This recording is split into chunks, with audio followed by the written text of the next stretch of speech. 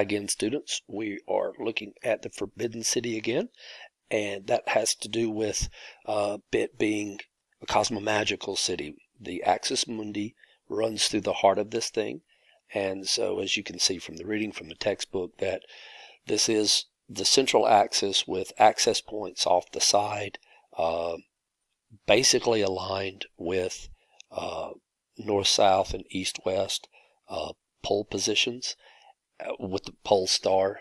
And so I got a Google Earth image of it to show you here in just a minute. So it doesn't look exactly right, but then remember that they had a magnetic a compass, so the orientation of the city is also to magnetic north and not geographic north pole, 90 degrees north.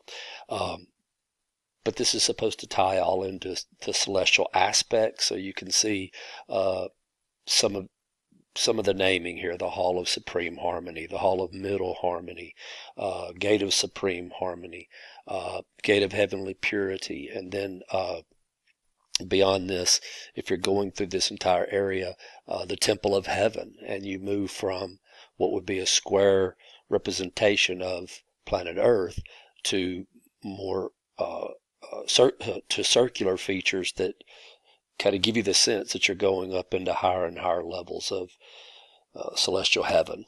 And so in designing a city this way, you're kind of binding the earth with the greater cosmos.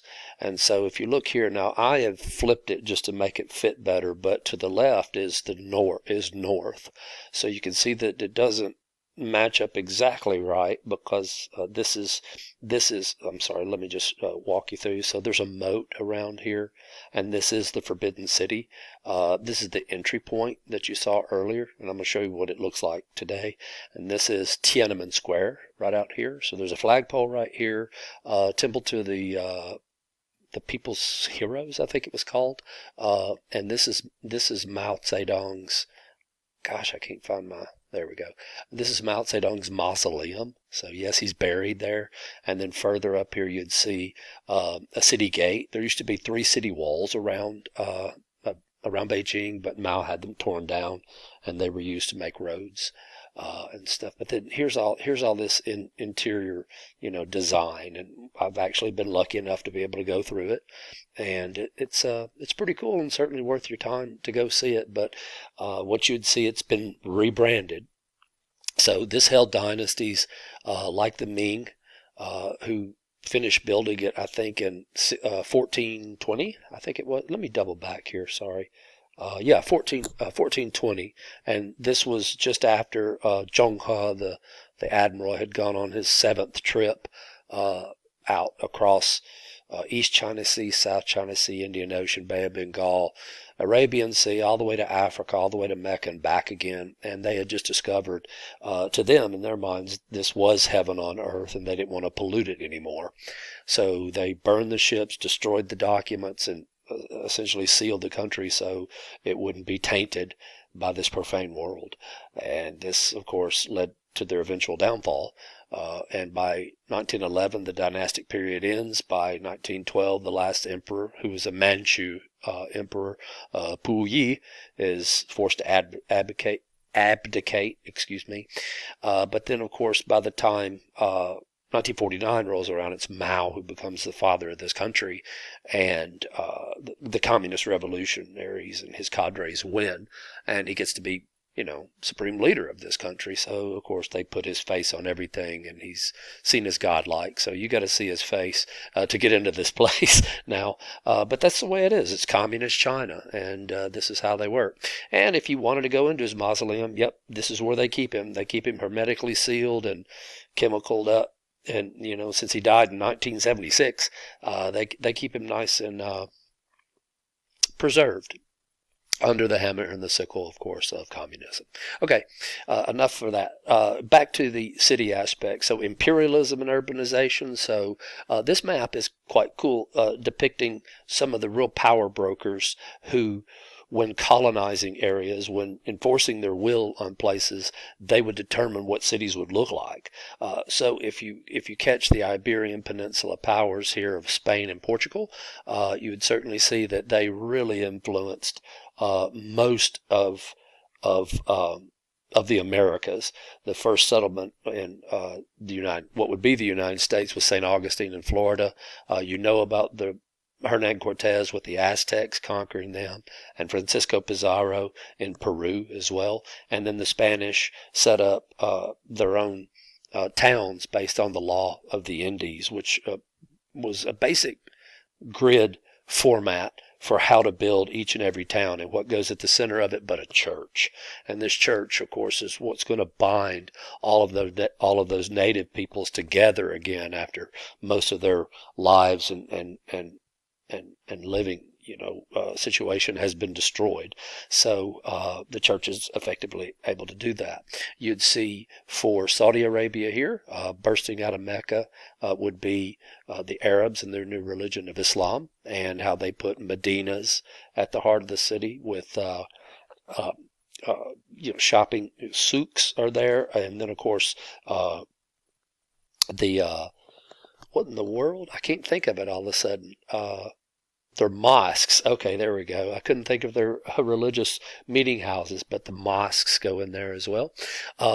England, with all of their great expansive, the sun never sets on the British Empire, and they had possessions all over the globe. And of course, they would do very much the same that they had done back home in these far-flung places. So that's easy for you to see here in America, since we grew, you were born here and you grew up with that. Taking a look at the Russians, of course, they're coming out of these forests around Moscow, and then they're going to spread out through the east with the way they do, the way they set up their cities, the onion domes and the architecture that they had, and that certainly would be somewhat influential when you get into Central Asia. But Central Asia already had a long-standing architecture and design and cityscape before the Russians kind of came to them to try and enforce their, the way they would do their. The way they would set up their cities with the microrayons and this was stuff back in a previous chapter, so if you don't know about microrayons, it's a little earlier. But anyway, and then the Hindu cities, of course, and their diffusion. And check this out too. So take what the Chinese do. And of course, they influence the Koreans and the Japanese. The Japanese have, their language is based on Chinese. But look at what the Chinese and the Hindu Indians do here. So when we talk about Indochina, it's because they were peopled by Indians and Chinese. So Indochina and Southeast Asia, and then again the influence of Islam into this area of Southeast Asia, because this is your largest Muslim country here. 90% of the people in the fourth most populous country in the world. This is Indonesia. So still the influence there of far removed societies and cultures that would determine the way cities would form and function. Okay, so Roman civilization spread. Obviously, the Roman aqueducts, picking up from the Etruscans before them that were in the north, and then conquering them and then adopting a lot of what they had already accomplished, and then moving that forward to what they would build as their own empire that would spread over North Africa, Southwest Asia, into Gaul and the Germanic states of Northern Europe, and even into the British Isles that you would see. Finally, it was Claudius who would, Julius Caesar went there first, but they didn't colonize it. But when Claudius would go in, they would defeat the British tribes people and establish it all the way up until the border of Scotland, where they'd built a wall there called Hadrian's Wall. Okay, but using their imperialism to spread their view of the world. Remember, too, that Tenochtitlan here. Tenochtitlan is today's Mexico City, the Aztec capital, situated on what is Lake Texcoco. Lake Texcoco is much smaller than it used to be. A lot of it was dried up by the Spanish, but if you looked at the aqueducts and stuff here, the water management that they had done, and that they were able to feed I was going to say tens of thousands, nay, hundreds of thousands of people in this area, surrounded by high mountains and volcanoes, good volcanic soil, put the water in with it, and you've got just wonderful ability to grow crops and have so many different people here. So this representation looks like it has the great artist of more modern Mexico, Frida Kahlo here. I didn't read. Maybe this is her creation. I'll be honest. I don't know.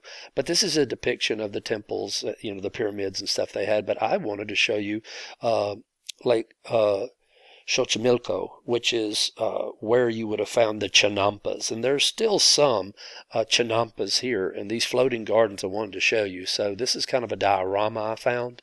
But what they'd do is impound the water, or excuse me, they'd drive down spikes or stakes, and then they would have matting underneath and then soil, and then they'd put trees on them that would send their roots down to the bottom of the lake that would anchor onto them and then hold them in place. And so these were just incredibly well engineered plots of land which they would grow corn, beans, squash, all sorts of tomatoes, pumpkins, all of the stuff that came from the New World long before the Old World made contact with them. And so this is what these areas look like today. And so, yes, they're still under cultivation. They're still very rich. It's a very moist soil with volcanic base, so very productive. So really cool city that they built here that had been somewhat changed when the Spanish showed up. Now, if you want to look at a horror show, let's look back at London, Birmingham, Leeds, Manchester, Sheffield, and all these other industrial cities of England, which was the very first to have industrial revolution. So the first step in this is making sure you have secure food supplies, crops, animals, and so forth.